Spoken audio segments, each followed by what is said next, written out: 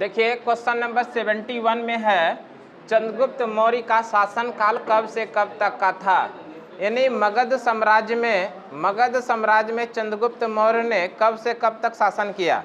मेरे भाई सबसे पहले ये जानिए चंद्रगुप्त मौर्य ये मौर्य वंश का प्रथम शासक था। मौर्य वंश के संस्थापक भी थे। मौर्य वंश का प्रथम शासक मौर्य वंश का प्रथम शासक कौन था? चंद्रगुप्त मौर्य। और यही चंद्रगुप्त मौर्य ने मगध की धरती पे एक नए वंश की स्थापना किया था जिसका क्या नाम है? मौर्य वंश। मौर्य वंश की बात करें मेरे भाई, मौर्य वंश के संस्थापक चंद्रगुप्त मौर्य थे। जरा सा ध्यान से सुनिएगा आप लोग। एक मगध की धरती पे नंद वंश का एक शासक हुआ करता था जिसका नाम है घनानंद। और इसी घनानंद के दरबार में चाणक्य, जिनका दूसरा नाम कौटिल्य है, जिनका एक और नाम विष्णुगुप्त है, ये व्यक्ति गए थे कि आप हमको किसी भी पद पे रख लीजिए ताकि हमारे परिवार का रोजी रोटी चल सके। मेरे भाई उस घनानंद ने चाणक्य को घोर बेइज्जती करते हुए उनको साम्राज्य से क्या कर दिया? बाहर कर दिया। इस वजह से इस अपमान का बदला लेने के लिए चाणक्य ने मगध साम्राज्य के बाहर में एक छोटी सी झोपड़ी बना के वहाँ पे रहना शुरू कर दिया। और एक आम बच्चा, एक आम पब्लिक जिनका नाम था चंद्रगुप्त मौर्य, उनके पास बुलाया और उनको अपने माध्यम से उनको तीर चलाने, तलवार चलाने, इन सभी की जानकारी दिया। और अंततः उसी चंद्रगुप्त मौर्य से अटैक करवाया घनानंद के ऊपर और चंद्रगुप्त मौर्य ने घनानंद को पराजित किया। इस तरह से चाणक्य ने घनानंद से बदला लिया और मगध में एक नए वंश की स्थापना भी करवाया जिसका क्या नाम है? चंद्रगुप्त मौर्य वंश है, जिसका क्या नाम है? मौर्य वंश। उसके बाद इस मौर्य वंश के शासन काल में ही चंद्रगुप्त मौर्य ने अपना प्रधानमंत्री बनाया। किसको? कौटिल्य यानी चाणक्य को। ध्यान रखिएगा। तो ये जो क्वेश्चन था चंद्रगुप्त मौर्य का शासन काल कब से कब तक का था, ध्यान रखिएगा। 323 से लेके 298 ईसा पूर्व, ये बीच का जो समय है ये किसका है? चंद्रगुप्त मौर्य का। 323 ईसा पूर्व से 298 ईसा पूर्व का बीच का जो समय है, इस पे मगध का शासक कौन था? चंद्रगुप्त मौर्य। मौर्य वंश के संस्थापक कौन थे? चंद्रगुप्त मौर्य। इसके दरबार में यानी इसका प्रधानमंत्री कौन हुआ करता था? ध्यान रखिएगा। इसका जो प्रधानमंत्री हुआ करता था, प्रधानमंत्री, ध्यान रखिएगा, प्रधानमंत्री कौन थे? कौटिल्य। कौन थे? कौटिल्य। इसी का दूसरा नाम है विष्णुगुप्त। इसी का दूसरा नाम क्या है? विष्णुगुप्त। और इसी का एक और नाम क्या है बताइए? चाणक्य। तो एक ही व्यक्ति का तीन तीन नाम है। क्या क्या है? या तो कौटिल्य कहिए, या विष्णुगुप्त कहिए, या चाणक्य कहिए। इन्होंने एक प्रसिद्ध पुस्तक लिखा जिसका नाम क्या है? अर्थशास्त्र। अर्थशास्त्र पुस्तक के लेखक कौन है? चाणक्य। अर्थशास्त्र पुस्तक के लेखक चाणक्य कहिए, कौटिल्य कहिए, या विष्णुगुप्त कहिए, तीनों एक ही थे। और ये किसके दरबार में प्रधानमंत्री थे? तो ध्यान रखिएगा, चंद्रगुप्त मौर्य के दरबार में ये प्रधानमंत्री हुआ करते थे। चंद्रगुप्त मौर्य जो थे मौर्य वंश का प्रथम शासक था और मौर्य वंश के संस्थापक भी कौन थे? चंद्रगुप्त मौर्य। अगला क्वेश्चन हम लोग देखते हैं। देखिए नेक्स्ट क्वेश्चन 72 में है, विक्रमादित्य की उपाधि किस सम्राट ने ग्रहण किया था? अकॉर्डिंग टू ऑप्शन अगर चलेंगे तो विक्रमादित्य की उपाधि जो ग्रहण किया था, ध्यान रखिएगा, चंद्रगुप्त द्वितीय ने। विक्रमादित्य की उपाधि किस सम्राट ने ग्रहण किया था? चंद्रगुप्त द्वितीय। और इनका संबंध गुप्त वंश से है। किस वंश से संबंधित है चंद्रगुप्त द्वितीय? गुप्त वंश से। तो ध्यान रखिएगा, विक्रमादित्य की उपाधि धारण करने वाला कौन से शासक थे? चंद्रगुप्त द्वितीय। नेक्स्ट क्वेश्चन देखते हैं हम लोग ना, थोड़ा हेल्प। देखिए अशोक के बारे में बात करते हैं। अशोक किस वंश का शासक था? तो ध्यान रखिएगा, अशोक जो थे, सम्राट अशोक मौर्य वंश का तीसरा शासक था। सम्राट अशोक मौर्य वंश का तीसरा शासक था। ये मौर्य वंश का तीसरा शासक। तो इस तरह से इसका जो इस क्वेश्चन का आंसर होगा, सम्राट अशोक का संबंध किस वंश से था? मौर्य वंश से। और ये मौर्य वंश का तीसरा शासक हुआ। सम्राट अशोक ने अपने जीवन में 261 ईसा पूर्व में, है ना, 261 ईसा पूर्व एक प्रसिद्ध लड़ाई लड़ी थी, कलिंग की लड़ाई। ध्यान रखिएगा, कब लड़ाई इसको लड़ा था? कलिंग की लड़ाई। कलिंग की लड़ाई, कलिंग की, सम्राट अशोक ने कलिंग की लड़ाई कब लड़ी थी? 261 ईसा पूर्व। और कलिंग की लड़ाई में इतने लोग मारे गए, इतना खून खराबा हुआ कि अंदाजा लगाना मुश्किल है। इसी युद्ध के बाद सम्राट अशोक ने अपने जीवन में कभी भी हथियार नहीं उठाने की प्रतिज्ञा किया। क्लियर है? तो सम्राट अशोक ने कलिंग की लड़ाई कब लड़ी? 261 ईसा पूर्व। प्रारंभिक जीवन में सम्राट अशोक बहुत ही ज़्यादा क्रूर थे, यानी इन्होंने अपने 99 भाइयों की हत्या करके गद्दी पर बैठा था। सिर्फ एक भाई को छोड़ा था जिसका नाम था सुसीम। ये 101 भाई थे जिसमें से कि 99 भाई की इन्होंने हत्या करके गद्दी पर बैठा था। और कलिंग की बात करें, ये वर्तमान समय में ये कलिंग किस राज्य के अंदर है मेरे भाई? ये भी ध्यान रखिएगा, ये वर्तमान समय में जो कलिंग है उड़ीसा राज्य के अंदर है। कहाँ पर है? उड़ीसा। और इसी युद्ध के बाद, इस युद्ध के बाद, कलिंग लड़ाई के बाद सम्राट अशोक ने अपने जीवन में कभी भी हथियार नहीं उठाने की प्रतिज्ञा भी किया। और उसके बाद इन्होंने बौद्ध धर्म को अपनाया, और इतना बौद्ध धर्म को अपनाया कि समझ लीजिए कि अपने पुत्र और अपनी पुत्री को बौद्ध धर्म का प्रचार करने के लिए श्रीलंका भी भेज दिया। उस समय श्रीलंका को सिंघल के नाम से जानते थे। क्लियर है? सम्राट अशोक ने श्रीनगर स्थापना किया। श्रीनगर शहर की स्थापना किसने किया?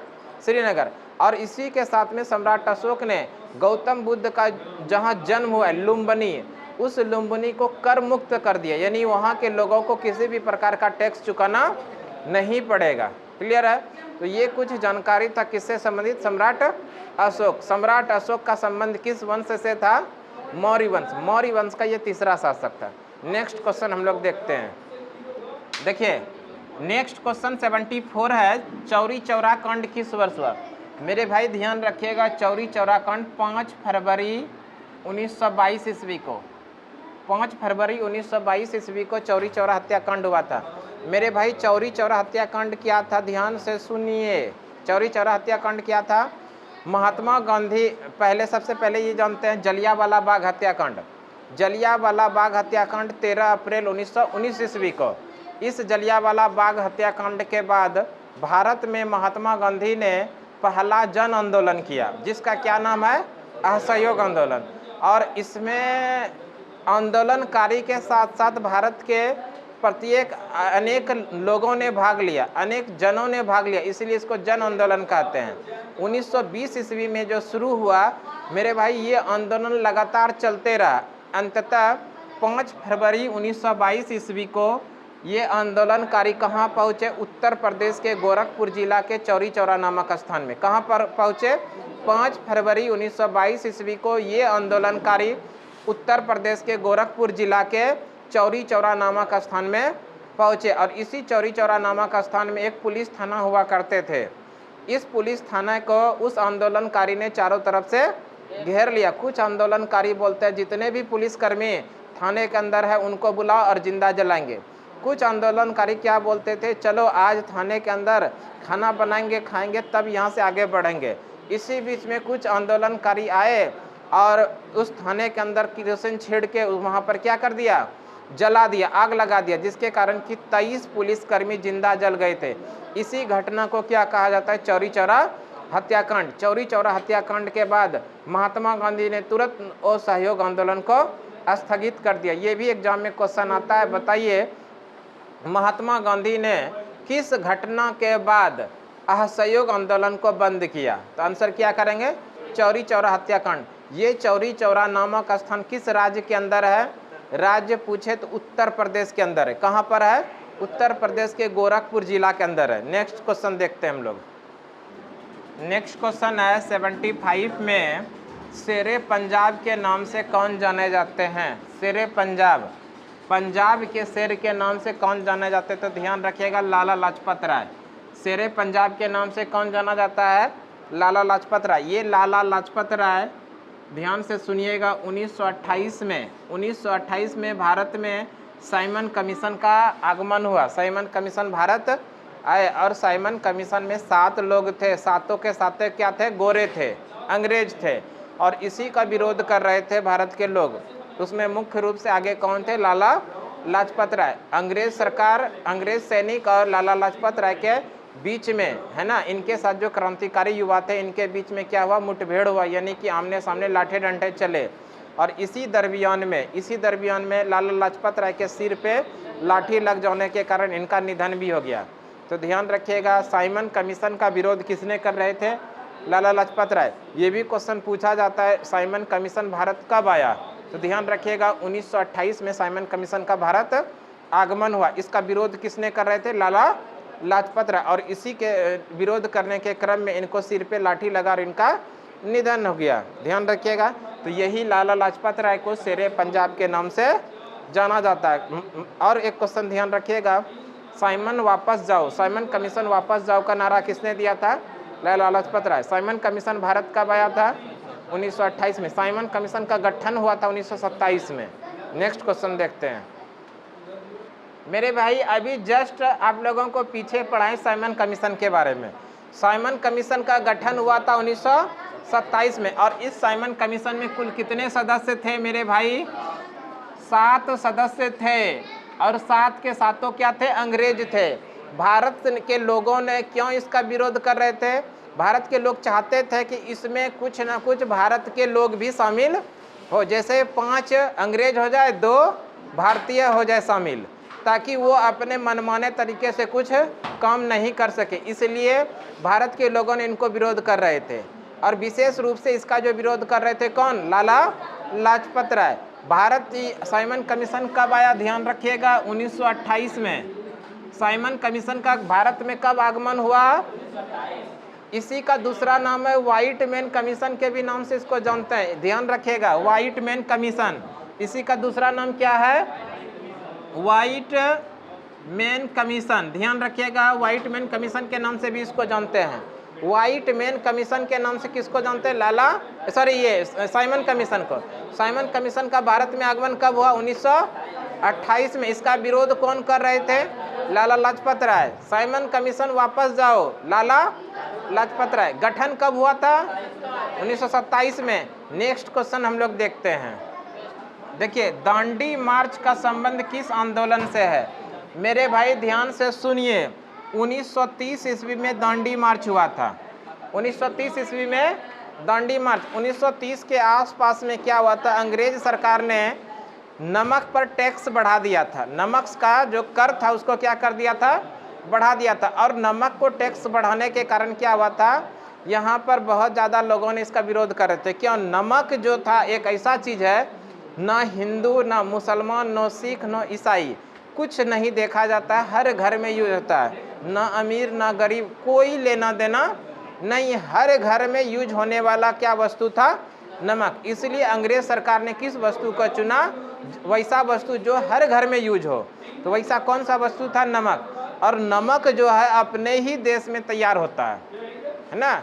और इसीलिए नमक पर उसने क्या कर दिया, टैक्स बढ़ा दिया। और इसका जो घोर विरोध भारत में होना शुरू हो गया। इसी के विरोध में महात्मा गांधी ने 12 मार्च 1930 ईस्वी को, कब, 12 मार्च 1930 ईस्वी को साबरमती आश्रम से, ध्यान रखिएगा कहाँ से, साबरमती आश्रम से, साबरमती आश्रम से कितने समर्थकों को मिलके, 78 समर्थकों के साथ मिलकर 6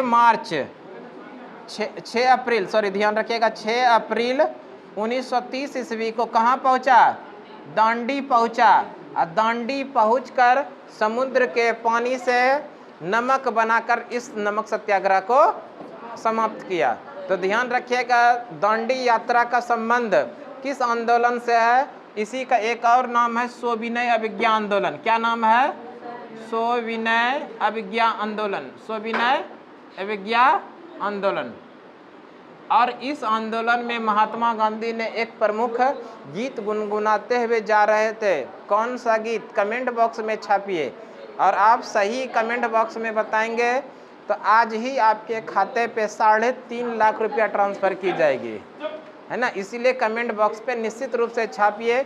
महात्मा गांधी ने सविनय अवज्ञा आंदोलन के दरमियान जब ये साबरमती आश्रम से दांडी की ओर चल रहे थे तो रास्ते में कौन सा गाना गुनगुनाते हुए चल रहे थे, ध्यान रखना है। तो ये जो क्वेश्चन है दांडी मार्च, इसी का दूसरा नाम क्या है, इसी का दूसरा नाम है सविनय अवज्ञा आंदोलन। इसी का एक और नाम है नमक सत्याग्रह। इसी का एक क्या नाम है? नमक सत्याग्रह। नमक पर टैक्स बढ़ाया था, उसके विरोध में किया गया था, इसीलिए इसका क्या नाम है? नमक सत्याग्रह। नमक सत्याग्रह भारत में कब हुआ? 12 मार्च 1930 को साबरमती आश्रम से शुरू हुआ और 6 अप्रैल 1930 ईस्वी को दांडी पहुंचकर समुद्र के पानी से नमक बना के इस सत्याग्रह को समाप्त किया। इसमें शुरू जो किया था उसमें कितने लोग थे? 78 लोग थे, लेकिन जब रास्ते में आगे बढ़े तो कितना हो गया गिनती करना मुश्किल था, है ना। तो ध्यान रखिएगा, ये साबरमती आश्रम किस राज्य के अंदर है? साबरमती आश्रम जो है गुजरात राज्य के अंदर है और ये दांडी भी कहाँ पर है? गुजरात में। साबरमती आश्रम के बारे में एक बात सुन लीजिए, अभी कुछ दिन पहले 4 से 5 दिन पहले इसी साबरमती आश्रम पे एक ब्रिज बनाया गया है। ब्रिज समझते हैं ना, सड़क। और उस ब्रिज के माध्यम से लोग या तो पैदल सफ़र कर सकते हैं या साइकिल से सफ़र कर सकते हैं। और उस ब्रिज का जो नाम है अटल ब्रिज। उस ब्रिज का क्या नाम है? अटल ब्रिज। और इस अटल ब्रिज का जो लंबाई है 300 मीटर है। कितना है? 300 मीटर। आपको अगर पूछा जाए, कभी कोई पूछ दे कि अटल ब्रिज किस नदी के ऊपर बनाया गया है? साबरमती नदी के ऊपर बनाया गया। ध्यान रखेंगे, नदी है वो, नदी के ही किनारे एक आश्रम बनाया गया था जिसका नाम था साबरमती आश्रम। और इसी साबरमती नदी के ऊपर में अभी कुछ दिन पहले क्या बनाया गया है? अटल ब्रिज। इसका उद्घाटन खुद नरेंद्र मोदी ने किया, इसलिए ये फेमस है। इस पे या तो पैदल आप चल सकते हैं या तो आप साइकिल से चल सकते हैं। यही, और दूसरा सुविधा नहीं है कि आप ट्रेन से इस पे या तो बाइक से जाइए या फिर 4 व्हीलर से जाइए। सिर्फ इसमें 2 ही तरह से सफ़र कर सकते हैं, या तो पैदल या साइकिल से। इसकी लंबाई कितना है? 300 मीटर। बहरहाल आप अपने क्वेश्चन पे आइए, जो हमारा क्वेश्चन था, दांडी मार्च का संबंध किस आंदोलन से है? दांडी मार्च का दूसरा नाम है सविनय अवज्ञा आंदोलन, नमक सत्याग्रह। ये हुआ कब? 12 मार्च 1930 को साबरमती आश्रम से शुरू हुआ और 6 अप्रैल 1930 ईस्वी को दांडी पहुंचकर इस सत्याग्रह को महात्मा गांधी ने अंत किया। कितने लोग साथ में थे? 78 लोग। मेरे भाई, अभी से 350 साल पहले आप लोगों को कमेंट बॉक्स में छापने के लिए क्वेश्चन दिए थे, और ये क्वेश्चन क्या था? आप लोग में से जो भी छापे हैं, सही आंसर दिए हैं, उसको 3.5 लाख रुपया आज भेजा जाएगा। जो गलत छापे हैं उसके लिए जानकारी हम दे देते हैं। क्वेश्चन क्या था मेरे भाई, बताइए। क्वेश्चन क्या था? क्वेश्चन क्या था? क्या था बताइए? महात्मा गांधी के द्वारा, अच्छा हाँ, साबरमती आश्रम से जब दांडी चल रहे थे तो रास्ते में कौन सा गाना गुनगुनाते हुए जा रहे थे? ध्यान रखिएगा, रघुपति राघव राजाराम। ठीक है, नेक्स्ट क्वेश्चन देखते हैं। देखिए, भगत सिंह और इसके साथ साथ में राजगुरु, भगत सिंह, राजगुरु और एक व्यक्ति का नाम याद रखिए, सुखदेव। इस तीनों भाई साहब को, सुखदेव, इस तीनों को एक साथ फांसी दिया गया था। डेट जो फिक्स किया गया था, ध्यान रखिएगा, 24 मार्च डेट फिक्स किया गया था, 24 मार्च 1931 को। लेकिन इसको दिया गया था कब? 23 मार्च 1931 ईस्वी को। ध्यान रखिएगा, इसलिए 23 मार्च को शहीद दिवस मनाया जाता है। शहीद दिवस।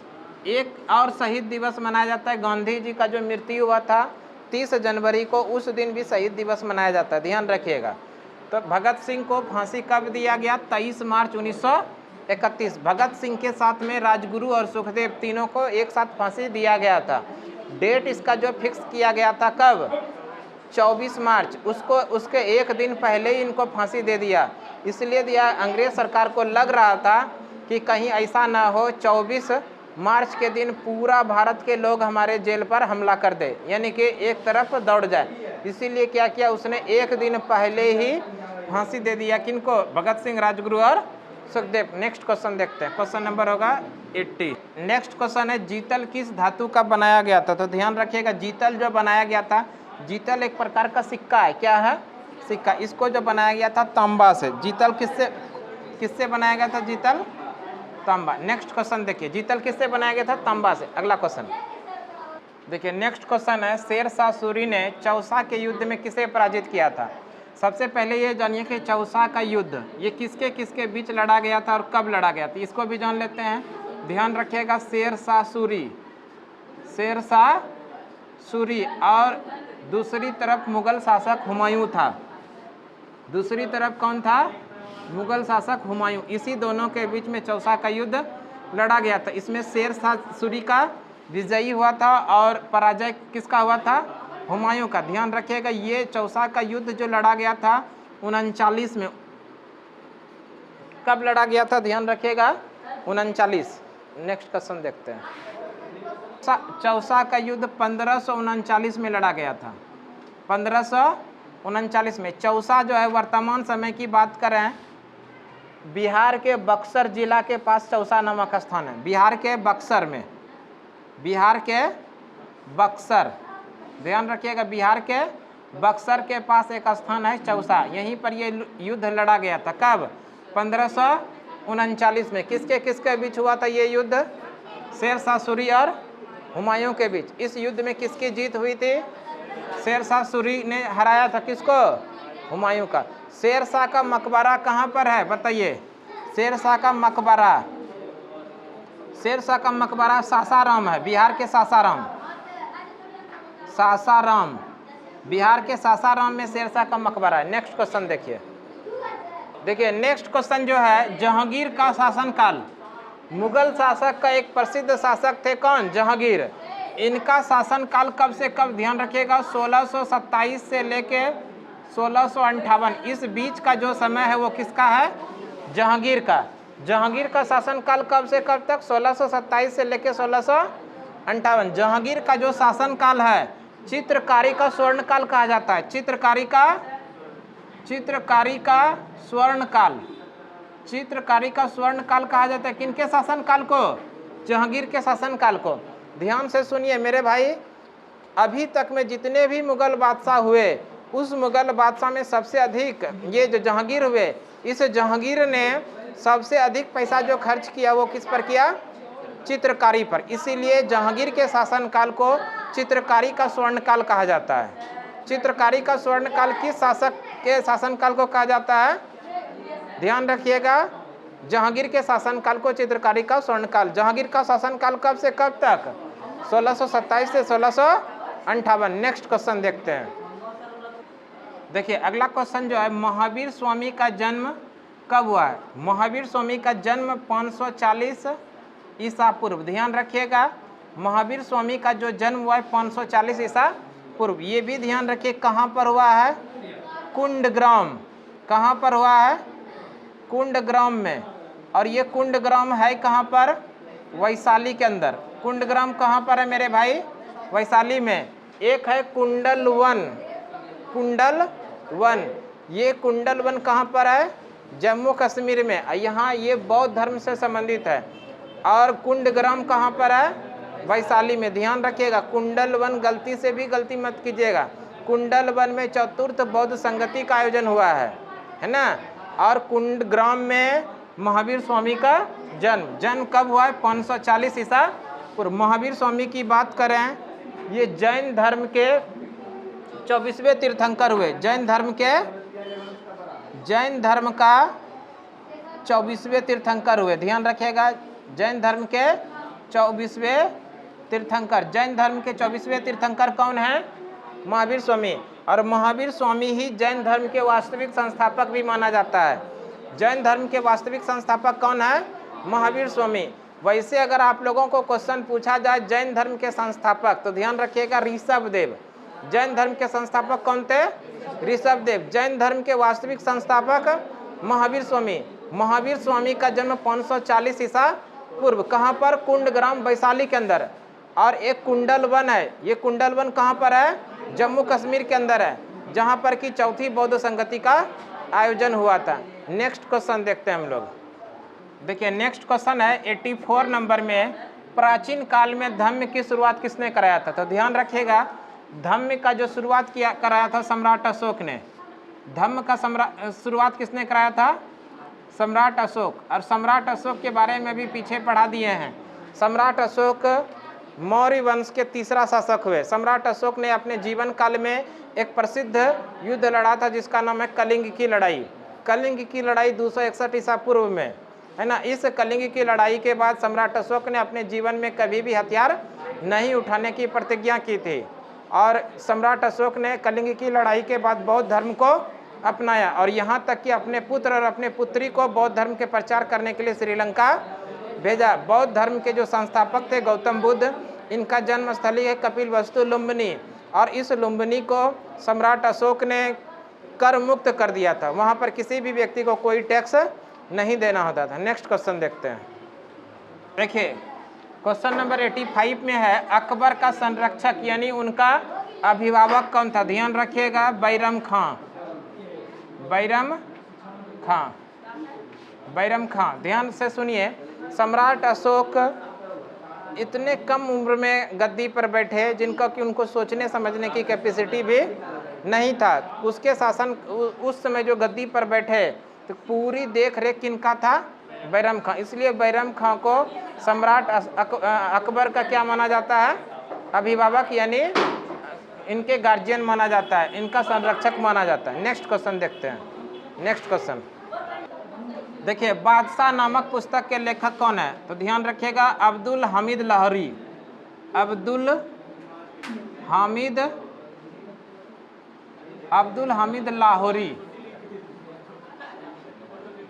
बादशाह नामक पुस्तक के लेखक कौन है? अब्दुल हमीद लाहौरी। और ये जो अब्दुल हमीद लाहौरी थे, ये शिष्य थे किसके? बताइए। अब अबुल फजल के ये शिष्य थे। अबुल फजल के ये शिष्य थे। अबुल फजल के शिष्य कौन थे? अब्दुल हमीद लाहौरी। और इसी अब्दुल हमीद लाहौरी ने बादशाह नामक पुस्तक लिखा। नेक्स्ट क्वेश्चन देखते हैं। नेक्स्ट क्वेश्चन है, रूस में भारत विद्या का जनक किसे कहा जाता है? तो ध्यान रखिएगा, वी.एस. लिविदेव। वी.एस. लिविदेव। वी.एस. लिविदेव को रूस में भारत विद्या का जनक कहा जाता है। नेक्स्ट क्वेश्चन देखिए। देखिए क्वेश्चन नंबर 88 में है, सुलह-ए-कुल नीति किस मुगल बादशाह ने अपनाया था? सुलह-ए-कुल नीति ये अकबर ने अपनाया था। ध्यान रखिएगा, सुलह-ए-कुल नीति किसने अपनाया था? अकबर। अकबर का शासनकाल की बात कर लें तो ध्यान रखिएगा, 1556 से 1605। पूरे मुगल शासक में से सबसे लंबा शासनकाल किसका? अकबर का। और इसी अकबर ने सुलह-ए-कुल नीति का नीति अपनाया था। ध्यान रखिएगा। क्वेश्चन अगला देखते हैं। 89 में देखिए, पाटलिपुत्रा की स्थापना किसने किया?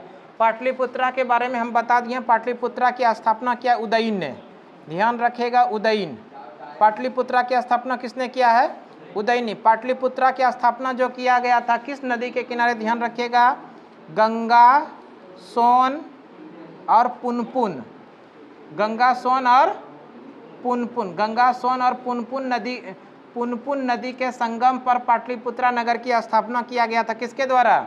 उदयन के द्वारा। नेक्स्ट क्वेश्चन देखिए। देखिए, दांडी किस राज्य में है? दांडी, तो ध्यान रखिएगा, ये जो दांडी है गुजरात में है। कहाँ पर है? गुजरात। ये दांडी क्यों फेमस है मेरे भाई? याद रखिएगा, सविनय अभिज्ञा आंदोलन। इसी दांडी में पहुंचकर समुद्र के पानी से नमक बनाकर नमक सत्याग्रह यानी दांडी यात्रा को समाप्त किया था। दांडी यात्रा किसके द्वारा शुरू किया गया था? महात्मा गांधी के द्वारा। कहाँ से शुरू किया गया था? साबरमती आश्रम से। ध्यान रखिएगा, 12 मार्च 1930 ईस्वी को साबरमती आश्रम से दांडी यात्रा शुरू किया था महात्मा गांधी ने 78 समर्थकों के साथ। और 6 अप्रैल 1930 ईस्वी को दांडी पहुंचकर समुद्र के पानी से नमक बनाकर सविनय अभिज्ञा आंदोलन, दांडी यात्रा, नमक सत्याग्रह को क्या किया? समाप्त किया। ये साबरमती आश्रम और ये दांडी दोनों किस राज्य के अंदर है? गुजरात में है। नेक्स्ट क्वेश्चन देखिए। देखिए क्वेश्चन है, महात्मा गांधी के द्वारा भारत में किया गया पहला सत्याग्रह था। महात्मा गांधी के द्वारा भारत में किया गया पहला सत्याग्रह। मेरे भाई, अगर आप लोगों से क्वेश्चन पूछा जाए महात्मा गांधी के द्वारा पहला सत्याग्रह कहाँ किया गया, तो ध्यान रखिएगा, दक्षिण अफ्रीका में। महात्मा गांधी के द्वारा पहला सत्याग्रह दक्षिण अफ्रीका में। लेकिन यहाँ पर क्या पूछ रहा है क्वेश्चन में? भारत में किया गया पहला सत्याग्रह। महात्मा गांधी के द्वारा भारत में किया गया पहला सत्याग्रह। तो ध्यान रखिएगा 1917 ईस्वी में चंपारण सत्याग्रह, 1917 ईस्वी में चंपारण सत्याग्रह। इसी का दूसरा नाम है तीन कठिया पद्धति। इसी का दूसरा नाम क्या है? तीन कठिया पद्धति। तीन कठिया पद्धति। नील की खेती करने के विरोध में ये आंदोलन किया गया था। किसके कहने पर महात्मा गांधी बिहार आए थे, यानी चंपारण आए थे? राजकुमार शुक्ल, एक किसान नेता हुआ करते थे राजकुमार शुक्ल। इन्हीं राजकुमार शुक्ल के बदौलत महात्मा गांधी पहली बार कहाँ आए थे?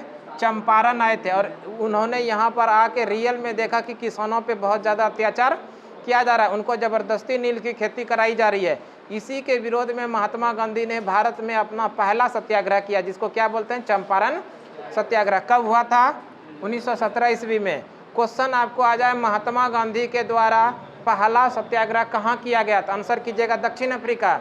लेकिन क्वेश्चन पूछा जाए महात्मा गांधी के द्वारा भारत में पहला सत्याग्रह कहाँ किया गया, तो याद रखिएगा चंपारण सत्याग्रह। कब किया गया? 1917 ईस्वी में। चंपारण बिहार के ही अंदर है। किसके कहने पर महात्मा गांधी बिहार आए थे? राजकुमार शुक्ल। नेक्स्ट क्वेश्चन देखिए। नेक्स्ट क्वेश्चन क्या है? संथाल विद्रोह कब हुआ था? आप लोगों को पढ़ा दिए हैं 1855 ईस्वी में। संथाल विद्रोह कब हुआ था? 1855। किसके नेतृत्व में हुआ था? सिद्धू एवं कानू। ध्यान रखिएगा, सिद्धू एवं कानू। सिद्धू एवं कानू दो भाई ने मिलके संथाल विद्रोह किया था। कब? 1855 ईस्वी में। नेक्स्ट क्वेश्चन देखिए। भारत का नेपोलियन किसे कहा जाता है? ध्यान रखिएगा, भारत का नेपोलियन समुद्रगुप्त को कहा जाता है। भारत का नेपोलियन किसे कहा जाता है? समुद्रगुप्त। और ये समुद्रगुप्त पता चलता है संगीत प्रेमी है, इसलिए इन्होंने अपने शासनकाल में जो सिक्का चलवाया था, उस सिक्का के पीछे बीना बजाते हुए दर्शाया गया है। किसको? समुद्रगुप्त को। और उसी सिक्का से पता चला समुद्रगुप्त जो है संगीत प्रेमी है। भारत का नेपोलियन किसे कहा जाता है? समुद्रगुप्त। इनका संबंध किस वंश से है? गुप्त वंश से। नेक्स्ट क्वेश्चन देखिए। देखिए अगला जो क्वेश्चन है, 16 महाजनपद में सबसे शक्तिशाली महाजनपद कौन सा था? मगध। 16 महाजनपद में सबसे शक्तिशाली महाजनपद मगध। ध्यान रखिएगा, मगध जो है 16 महाजनपदों में सबसे शक्तिशाली महाजनपद। और ये 16 महाजनपद का जो उल्लेख किया गया है बौद्ध धर्म का किस पुस्तक में? ध्यान बताइए ध्यान से। बौद्ध धर्म के किस पुस्तक में 16 महाजनपद का चर्चा किया गया है? तो ध्यान से सुनिए, अंगुत्तर निकाय को। अंगुत्तर निकाय। अंगुत्तर निकाय के अंदर पूरे भारत के 16 महाजनपद का चर्चा किया गया है। अंगुत्तर निकाय का संबंध किस धर्म से है? बौद्ध धर्म। सबसे शक्तिशाली महाजनपद कौन सी? मगध। और मगध की राजधानी गिरिब्रज। गिरिब्रज, इसी को क्या बोलेंगे? राजगीर। गिरिब्रज यानी राजगीर। ध्यान रखिएगा, ये राजधानी हुआ करते थे। इसी में एक अंग था जिसका नाम है एक महाजनपद था अंग, और इस अंग की राजधानी कहाँ थी? चंपा। नेक्स्ट क्वेश्चन देखिए। देखिए अगला क्वेश्चन है, 7 द्वीपों का नगर किसे कहा जाता है? 7 द्वीपों का नगर कहे या फिर टापुओं का नगर कहे? ध्यान रखिएगा, टापुओं का नगर किसे कहा जाता है? मुंबई को। किसे कहा जाता है टापुओं का नगर? मुंबई। यानी 7 द्वीपों का नगर किसे कहा जाता है? मुंबई को। महलों का शहर किसे कहा जाता है? महलों का शहर। महलों का शहर कहा जाता है कोलकाता को। महलों का शहर किसे कहते हैं? कोलकाता। 7 द्वीपों का नगर किसे कहते हैं? मुंबई को। यानी टापुओं का नगर किसे कहते हैं? मुंबई। नेक्स्ट क्वेश्चन देखिए 96। सर की उपाधि किसे दिया गया था? ध्यान रखिएगा, रविन्द्रनाथ टैगोर को। रविन्द्रनाथ टैगोर। रविन्द्रनाथ टैगोर को सर की उपाधि दिया गया था। रविन्द्रनाथ टैगोर को ही कहा जाता है गुरुदेव। रविन्द्रनाथ टैगोर को क्या कहा जाता है? गुरुदेव। रविन्द्रनाथ टैगोर को सर की उपाधि अंग्रेज सरकार ने दिया था। ध्यान से सुनिए। और बात करें रविन्द्रनाथ टैगोर, तो भारत का जो राष्ट्रीय गान है जन गण मन, इसके लेखक कौन है? रविन्द्रनाथ टैगोर। नेक्स्ट क्वेश्चन देखिए, क्वेश्चन नंबर 97। देखिए 97 नंबर क्वेश्चन है, पानीपत का दूसरा युद्ध कब हुआ था? तो ध्यान रखिएगा, पानीपत का दूसरा युद्ध 1556 में अकबर और हेमू के बीच में।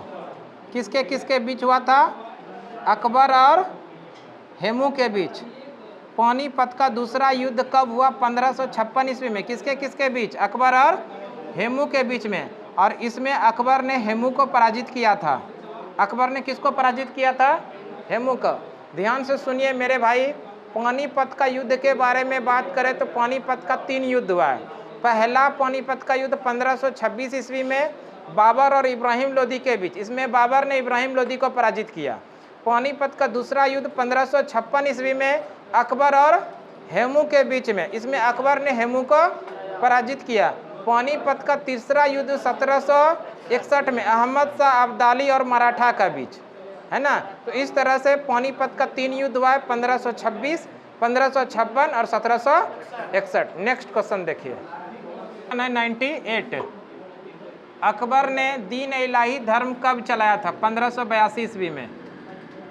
1582, कभी कभी बुक में 81 भी देखने के लिए मिलेगा, दोनों याद रखिएगा। अकबर ने दीन इलाही धर्म की शुरुआत कब किया था? 82 भी याद रखिए और 81 भी याद रखिएगा। अकॉर्डिंग टू ऑप्शन जो भी आएगा आंसर कर देना है। तो अकबर ने दीन इलाही धर्म की शुरुआत जो किया था 82 और 81 दोनों याद रखना है, 1581 और 1582। अकॉर्डिंग टू ऑप्शन जो देखने के लिए मिलेगा आंसर कर देना। नेक्स्ट क्वेश्चन देखते हैं 99। देखिए नेक्स्ट क्वेश्चन है गांधी इरविन समझौता किस वर्ष हुआ था? ध्यान से सुनिए। गांधी इरविन समझौता 1931 ईस्वी में हुआ था। ध्यान से सुनिए मेरे भाई, 1930 और 1931, 1932 इस तीनों में 30, 31 और 32 में तीन गोलमेज सम्मेलन का आयोजन हुआ था। कहाँ पर? लंदन में। 3 गोलमेज सम्मेलन का आयोजन हुआ है लंदन में। और भारत की तरफ से गोलमेज सम्मेलन में भाग लेने के लिए आमंत्रित कर रहे थे, लेकिन यहाँ से भाग लेने के लिए कोई जा न रहे थे। और उस समय 1931 ईस्वी में भारत में जो गवर्नर थे जिसका नाम था लॉर्ड इरविन, इनके ऊपर में दबाव आया। अंततः इन्होंने गांधी जी से एक समझौता किया जिसको किस नाम से जाना जाता है? गांधी इरविन समझौता। और इनके समझौते के बाद ही महात्मा गांधी दूसरे गोलमेज सम्मेलन में भाग लेने के लिए लंदन गए थे। गोलमेज सम्मेलन कितना हुआ है? 3, 30, 31 और 32। तीनों गोलमेज सम्मेलन में भाग लेने वाले एकमात्र भारतीय भीमराव अंबेडकर, लेकिन भारत का प्रतिनिधित्व नहीं किए थे, वो पर्सनली गए थे, व्यक्तिगत गए थे। भारत का प्रतिनिधित्व किया था दूसरे गोलमेज सम्मेलन में जो 1931 ईस्वी में हुआ था। हाँ, और भारत की ओर से भाग लिए थे कौन? महात्मा गांधी। और गांधी इरविन समझौता के बाद गए थे। नेक्स्ट क्वेश्चन देखिए अगला क्या? अर्थशास्त्र। ये क्वेश्चन नंबर 100 है। अर्थशास्त्र पुस्तक के लेखक कौन है? चाणक्य। चाणक्य कहिए, कौटिल्य कहिए या विष्णुगुप्त कहिए? चाणक्य कहिए, कौटिल्य कहिए या विष्णुगुप्त कहिए? अर्थशास्त्र पुस्तक के लेखक है ये। एक पुस्तक का ध्यान रखिएगा, अर्थशास्त्र का जनक, इसको भी याद रखिए। अर्थशास्त्र के जनक, अर्थशास्त्र के जनक, अर्थशास्त्र के जनक कहा जाता है एडम स्मिथ को। Adam Smith. अर्थशास्त्र के जनक किसे कहा जाता है?